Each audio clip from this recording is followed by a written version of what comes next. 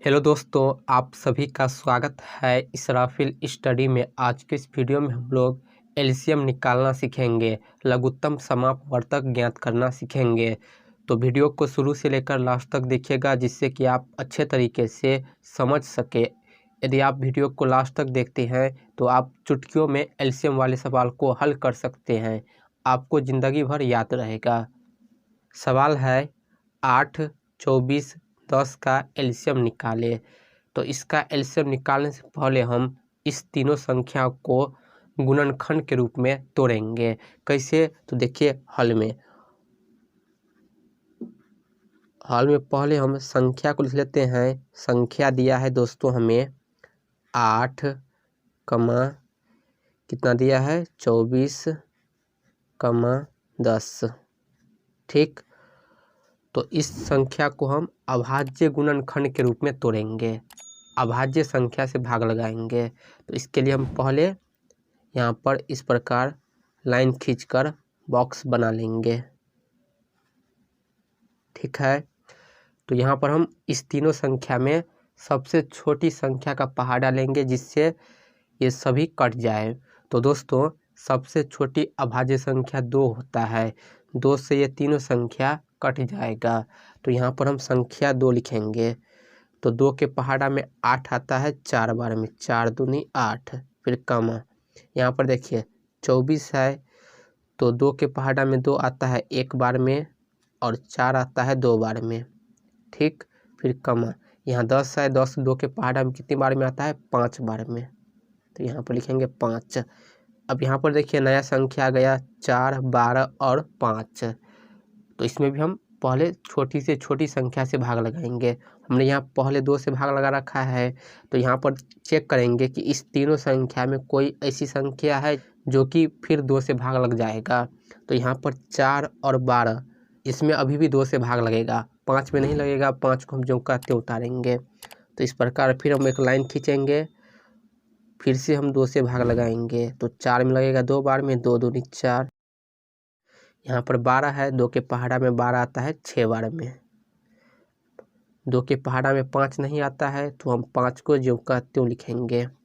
अभाज्य गुणनखंड का मतलब ये होता है कि हम जिस संख्या से भाग देंगे वह संख्या पूरा कटना चाहिए। तो यहाँ पर 4 और 12 पूरा कट गया, लेकिन 5 2 के पहाड़ा में नहीं आता है, इसलिए पूरा नहीं कटेगा।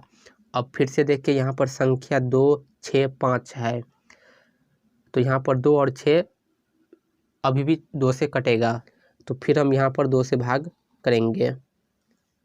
तो यहाँ पर लिखेंगे 2, 2 के पहाड़ा में 2 1 बार में आता है और 6 3 बार में, 2 तिया 6, और 5 को हम जो का त्यों लिखेंगे। अब यहाँ पर ध्यान दीजिए 1 3 5 है, यहाँ पर 1 आ गया, तो इस संख्या का अभाज्य गुणनखंड हो गया है। अब 24 और 10 का बाकी है। तो यहाँ पर देखिए संख्या 3 और 5 है, तो अब 3 और 5 2 से भाग नहीं लगेगा।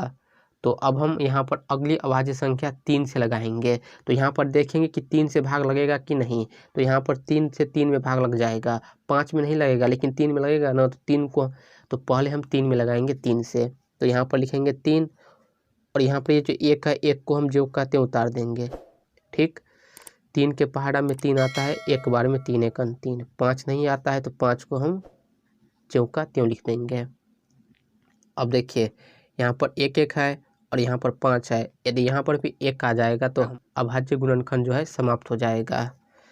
तो यहाँ पर संख्या 5 है, तो 3 से भाग नहीं लगेगा, तो हम यहाँ पर अब 5 से लगाएंगे। तो यहाँ पर लिखेंगे 5, 1 ज्यों का त्यों, फिर ये 1 ज्यों का त्यों। 5 5 के पहाड़ा में आता है 1 बार में, तो यहाँ पर देखिए 1 1 आ गया।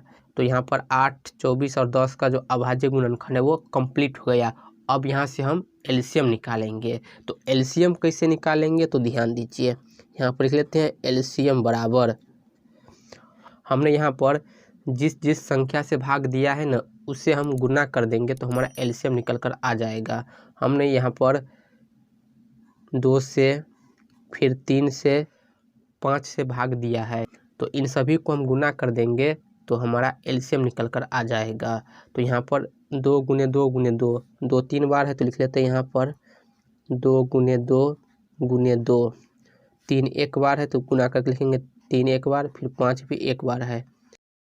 अब इसे हम गुना करेंगे तो 2 में 2 से गुना करेंगे 4, 4 में 2 से गुना करेंगे 8, 8 में 3 से गुना करेंगे 24, फिर हम 24 में 5 से गुना करेंगे। तो यहाँ पर लिख लेते हैं कि 24 हुआ और गुने में 5। गुना कर लेते हैं, 5 से 4 में गुना करेंगे 5 चौके 20, 20 का 0 हासिल 2, 5 दूनी 10, 10 और 2 12।